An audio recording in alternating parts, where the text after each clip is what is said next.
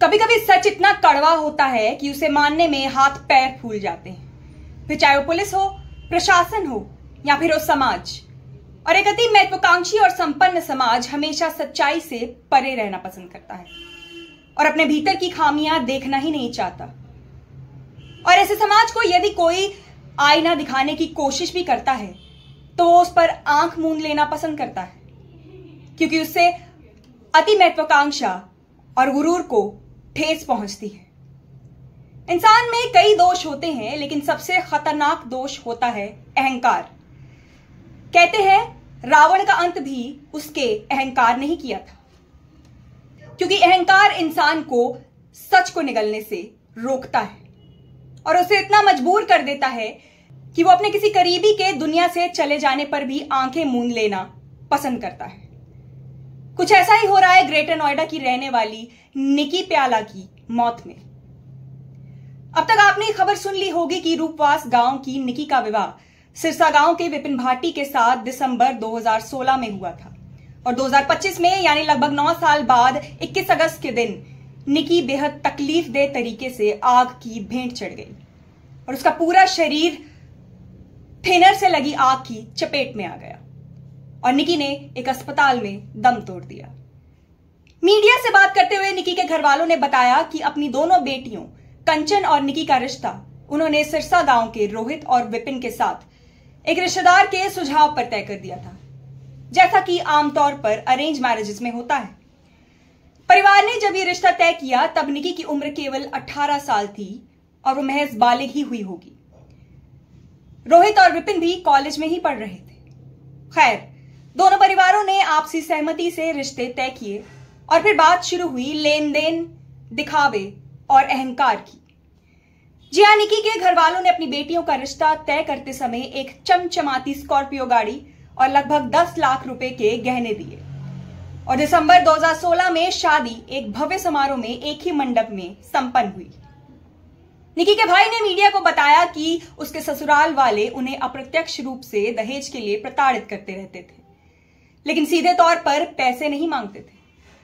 कंचन और उसकी छोटी बहन निकी, जिनकी शादी महज 18 वर्ष की उम्र में कर दी गई थी, वे दोनों ही खुद को आर्थिक रूप से स्वावलंबी और आजाद करना चाहती थी, यानी अपना खुद का पैसा कमाना चाहती थी, ताकि उन्हें किसी के सामने पैसों के लिए हाथ न फैलाना पड़े। क्योंकि दोनों बहनों को ज्यादा पढ़ाया नहीं गया था, तो दोनों ने मिलकर अपनी मेहनत से एक ब्यूटी पार्लर अपने पिता से 1.5 लाख रुपए की राशि की मदद लेकर खोल लिया और उसमें काफी सफल भी हुई। जब सफलता मिली तो इतनी मिली कि दोनों को लोगों का मेकअप करने के लिए अपॉइंटमेंट सिस्टम शुरू करना पड़ा। जाहिर है दोनों ही मेकअप करने के लिए अपने शहर में नाम बनाने में सफल हुई और फिर शुरुआत हुई सोशल मीडिया की। और किसी भी आर्टिस्ट या बिजनेस वुमन की तरह उन्होंने भी इंस्टाग्राम और फेसबुक पर आईडी बनाकर अपने काम और खुद की तस्वीरें डालना शुरू कर दिया। इन तस्वीरों को गौर से देखें तो पता चलेगा कि दोनों ही अपने काम से काफी खुश और संपन्न लगती थी। तो फिर ऐसा क्या हुआ जिसे उनके ससुराल वाले, खास करके निकी के पति विपिन ने निकी को मारना पीटना शुरू कर दिया। दरअसल विपिन की एक वीडियो सोशल मीडिया पर वायरल है, जिसमें वो एक अन्य महिला के साथ रंगे हाथों पकड़ा गया था और उसके बाद उसकी काफी फजीहत भी हुई थी। फरवरी में दोनों बहनें कंचन और निकी अपने माता पिता के घर रूपवास गांव में आ गईं, जहां वे 2 महीने तक रहीं। लेकिन फिर एक पंचायत में बैठाकर दोनों परिवारों के बीच ये मामला सुलझा लिया गया और दोनों बहनों को अपने ससुराल वापस भेज दिया गया। पुलिस सूत्रों के मुताबिक विपिन भले ही स्वयं किसी दूसरी महिला के चक्रों में था, लेकिन निकी के इंस्टाग्राम पर अपने मेकअप और अन्य तस्वीरें डालना विपिन को नागवार गुजरता था और इसी वजह से पति पत्नी के बीच झगड़ा भी होता रहता था, जिस वजह से निकी ने हाल ही में परेशान होकर अपनी आईडी को प्राइवेट कर उस पर अपने बेटे की तस्वीर लगा दी थी। निकी की सोशल मीडिया पर डाली गई तस्वीरों को अगर कोई ध्यान से देखे तो कोई भी यही कहेगा कि वो अपने काम में दक्ष थी और खूबसूरत परिधानों, खास करके भारतीय ब्राइडल लुक में बहुत सुंदर नजर आती थी। लेकिन सोशल मीडिया की इस अजीबोगरीब दुनिया में गलत नजर रखने वाले लोगों की कोई कमी नहीं है। आप चाहे स्वयं की अभिव्यक्ति के लिए एक भारतीय परिधान पहने दुल्हन बनकर अपनी तस्वीर ही क्यों ना डाल दें, सोशल मीडिया पर बैठी हजार नजरें उन पर भद्दे कमेंट करने से बाज नहीं आती। और ऐसा ही कुछ निकी के साथ भी हुआ। स्वयं की अभिव्यक्ति और मेकअप करने में अपनी दक्षता दिखाती हुई उसकी तस्वीरों पर कुछ बदनजर लोगों ने कमेंट करना शुरू कर दिया, जो बात विपिन को नागवार गुजरती थी। परिवार वालों का आरोप है कि विपिन ने 21 अगस्त को निकी को मारा पीटा और उसके बेटे के सामने ही उस पर थिनर छिड़क कर उसे आग के हवाले कर दिया। वहीं दूसरी ओर विपिन का एक वीडियो सामने आया है, जिसके बाद से उसका परिवार यह दावा कर रहा है कि घटना के समय विपिन घर से बाहर था और ये कि निकी ने स्वयं खुद को आग के हवाले कर सुसाइड किया है। बहरहाल नोएडा पुलिस ने इस मामले में विपिन, उसकी मां, उसके पिता और भाई की गिरफ्तारी कर इस बात पर बयान दिया है कि वो सभी साक्ष्यों पर विवेचना कर रही है और फिलहाल इस घटना को हत्या की तरह ही देखा जा रहा है। पुलिस सूत्रों की माने तो फिलहाल ग्रेटर नोएडा और पश्चिमी उत्तर प्रदेश में गुर्जर समाज में इस घटना को लेकर जो रोष व्याप्त है, उस वजह से पुलिस फिलहाल ज्यादा बयानबाजी ना करने में ही अपनी बेहतरी समझ रही है और इस रोष के कम होने का इंतजार कर रही है, क्योंकि जहां एक और निकी के घर वाले उसके ससुराल वालों के लिए फांसी की सजा मांग रहे हैं, वहीं इस बात पर कोई भी मुंह खोलने के लिए तैयार नहीं है कि आखिर यह नौबत आई कैसे। आखिर क्यों एक जिंदा दिल लड़की शादी के 9 साल और 2 बेटों के जन्म के बाद आग की लपटों में कैद नजर आई? क्या सोशल मीडिया पर डाले गए कमेंट इतने शक्तिशाली होते हैं कि एक पुरुष को सही गलत का फर्क ही भुला दे?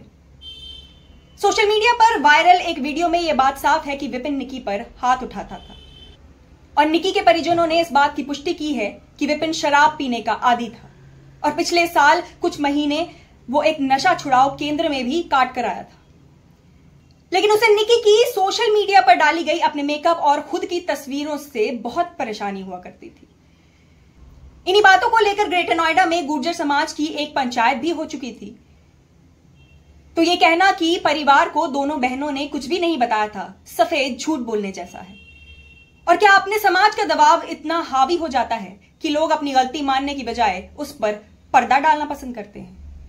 आखिर पंचायत के बाद भी निकी पर अपने ससुराल वापस जाने का दबाव क्यों बनाया गया और क्यों मारने पीटने और शराबी पति के पास उसे वापस भेज दिया गया? इस बारे में फिलहाल कोई भी बात करने के लिए राजी नहीं है। समाज की ज्यादातर जातियां ऐसी हैं जहां आज भी एक शादीशुदा या फिर कुंवारी लड़की को घर पर देख लोगों की जबानें चलने लगती हैं और लड़की के मां बाप को परेशान करने में लोग कोई कसर नहीं छोड़ते और ऐसा करने में कई बार स्वयं महिलाएं ही सबसे आगे होती हैं। जब निकी अपने आप को पैसे से स्वावलंबी बना चुकी थी और अपने पति पर आर्थिक रूप से निर्भर नहीं थी, तो फिर क्यों उसे वापस उस नर्क में एडजस्ट करने के लिए कहा गया? आखिर निकी के जलने का इंतजार क्यों किया गया? क्या समाज की कभी ना बंद होने वाली जबान किसी जीते जागते इंसान के जीवन से ज्यादा बड़ी होती है? आखिर क्यों आज भी एक कुंवारी या फिर शादीशुदा महिला को घर पर देख मां बाप परेशान हो जाते हैं? लेकिन सबसे बड़ा सवाल यह है कि जब लड़के बिकते हैं तो उन्हें खरीदा क्यों जाता है? जब किसी लड़के की बोली लगाई जाती है तो उसे लड़कियों के कई माता पिता खरीदने की होड़ में क्यों लग जाते हैं?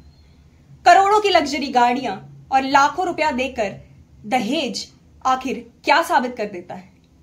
क्या यह आपकी बेटी की खुशी और सुरक्षा की गारंटी है? नेशनल क्राइम रिकॉर्ड्स ब्यूरो के आंकड़ों के मुताबिक 2017 से 2022 के बीच भारत में सालाना लगभग 7,000 महिलाओं की मौत दहेज हत्या से हो चुकी है। एनसीआरबी के अनुसार 2022 में कुल 6,450 मामले दहेज हत्या के दर्ज हुए और इन मामलों में 80% योगदान हिंदी पट्टी के 7 राज्यों का रहा, जिनमें उत्तर प्रदेश, बिहार, झारखंड, मध्य प्रदेश, ओडिशा, राजस्थान और हरियाणा शामिल हैं। दर्शकों की जानकारी के लिए बता दूं कि क्राइम कवर करने वाले लोग ये भली भांति जानते हैं कि भारत में ऐसे सैकड़ों मामले दर्ज ही नहीं किए जाते। दहेज हत्या में उत्तर प्रदेश सबसे अव्वल नंबर का राज्य है और 2022 में यहां 2218 दहेज हत्याएं दर्ज की गई।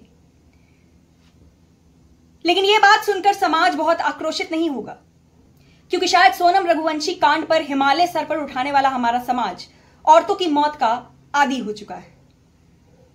क्या महंगी शादियां और दिखावे के लिए दिए गए दहेज की गाड़ियों और पैसे के इस नंगे नाच से दहेज देने की इस कुरीति को प्रोत्साहन नहीं मिलता, जिसे मध्यम और गरीब लोगों में भी दहेज देने को प्रेरणा मिले।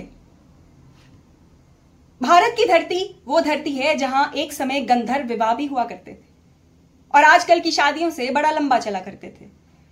फिर आखिर ऐसा क्यों है कि शादियां दो दिलों के मिलन का अवसर नहीं बल्कि पैसे की नुमाइश करने का एक जरिया बन चुकी हैं? आखिर हम इतने नीचे कैसे गिर गए? कहां गई वो सादगी? ये बात पूरे समाज, खास करके समाज की कुछ संपन्न जातियों को समझने की अति आवश्यकता है। लेकिन इस खोखले समाज से मुझे कुछ ज्यादा उम्मीद नहीं है, जो हर दिन किसी नई निकी के मरने के बाद भी सुधरने का नाम नहीं लेता। तो सिलबट्टा पर मेरी आप सबसे यही गुजारिश है कि जब विवाह संपन्न हो रहा हो तो बात दिलों की हो, बात सच्चाई की हो, बात आपसी सामंजस्य की हो। कितनी बड़ी गाड़ी, कितना सारा रुपया और कितनी शानो शौकत से शादी की गई है, इस बारे में बात ना करके अगर दो लोगों के आपसी समझ और उनके व्यवहार पर बात की जाए तो शायद भारत में निकी जैसी लड़कियां आग के हवाले होने से बच जाएंगी। धन्यवाद।